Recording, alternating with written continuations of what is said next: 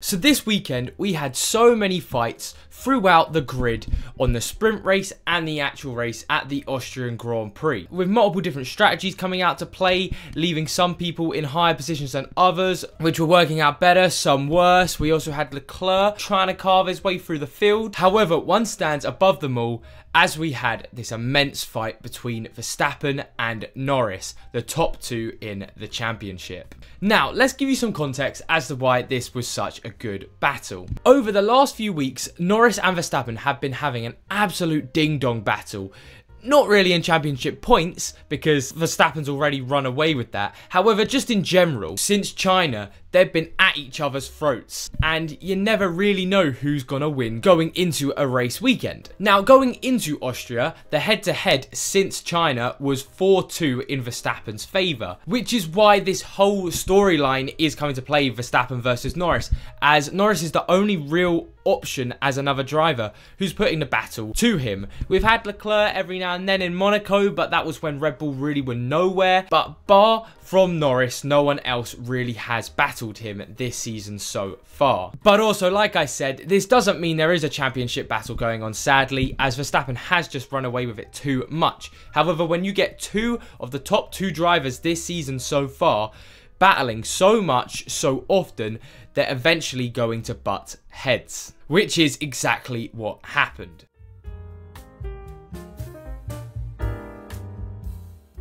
Now let's talk about the lead up to this incident from Lando Norris's perspective. So Lando Norris has been coming up with some issues lately, which have really not helped him in these sorts of battles, because yes, since Miami where he won the race, he got quite lucky, it's not really been going his way. In Imola, fair enough, the pace sort of came out of nowhere to the final few laps. However, it's still going to hurt you deep down when you know you could have had a chance for the win if you just had one more lap. He was less than a second behind Verstappen going across the line. Then in Canada, he looked like he could have won it again. From the crossover section, from the wets to the slicks, Norris was the fastest by so much. He almost had a 20-second gap to Verstappen by the end of that. The safety car came out because a certain American driver who is the GOAT crashed, leading to Norris getting re-overtaken by Verstappen and having to settle for second again. Miami's luck coming back to haunt him. However, again, you're going to be annoyed because that could have been his second race win of the season, potentially his third. And then the one that has to hurt the most has to be the Spanish Grand Prix, where he took pole in an actual race for the first time since Sochi, where he should have won again and then screwed it up himself. However, this time, not in a similar fashion, he did screw up the race, but it was right at the start. By turn one, he was down to third position, behind Russell and most importantly behind Verstappen. Verstappen got past Russell, Russell held back Norris, and that 4-second gap he lost from being behind Russell came to haunt him, as he was only 3 seconds behind Verstappen, which would have meant he could have gone for the win. So that's 4 race wins in the last few races where he could have won, so it's gonna sting. And we could see going into Austria that he wanted this win. As any F1 driver will say, they always want to win. They never want to settle for second place, no matter how good that is for them. And then when you add in what happened in the Austrian sprint race, where Norris was trying again to battle Verstappen, didn't go his way, and then lost out to his teammate Piastri, who took second place, and Norris only third place. Overall, going into the Austrian actual race, Norris was really annoyed. He could have had so many wins. So from an extent, you could see why this was always going to happen, as Norris wasn't going to settle for second place anymore. That isn't happening, and he's just getting so unlucky, so he's going for a bit more ambitious moves, which we saw.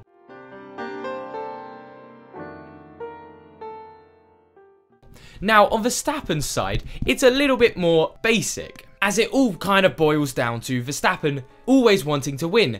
And yes, every F1 driver wants to win, but with Verstappen, he makes it his mission to not let anyone past.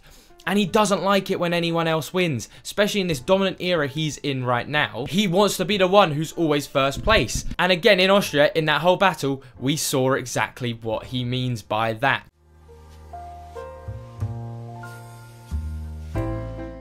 So now let's move on to the whole battle, which started quite late into the Austrian Grand Prix. Nothing really was happening until the final pit stops on lap 52. As Norris and Verstappen, they sort of had an 8 or 9 second gap to each other. Verstappen had a pretty good lead. Norris was slowly sort of catching. However, it was nothing too crazy. Verstappen looked like he was still going to run away with it. But then this happened.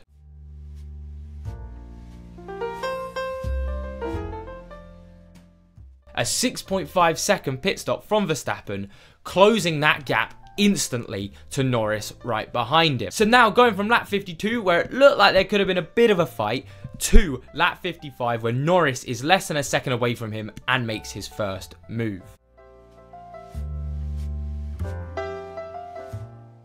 Now this move itself was clean enough, there was no contact made by either of the two drivers. Yes, Norris did try to be a little bit cheeky and go for the move. He wasn't that close behind Verstappen. However, again, Verstappen was a little bit cheeky, definitely moving under braking, which is a big no-no. However, overall, Norris going for something that's not really there for him. Verstappen kind of moving under braking.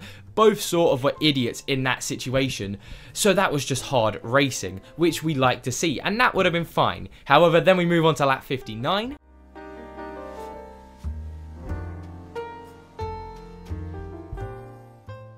Where Norris is the closest he's been for a while, again, dives it down the inside into turn 2, locks up, doesn't keep it on the track. Again, Norris's fault this bit, there was no contact. However, again, it wasn't too serious as he instantly let Verstappen pass. A lot of people say Verstappen just got past, but without DRS, I doubt if Norris was going full speed, he wouldn't have got back past Lando Norris in the McLaren. So, Verstappen got back past, and that was Lando Norris's final chance with track limits, which will come into play later on. Because then, 4 laps later, when Norris composed himself, he went for the move that would set up the accident.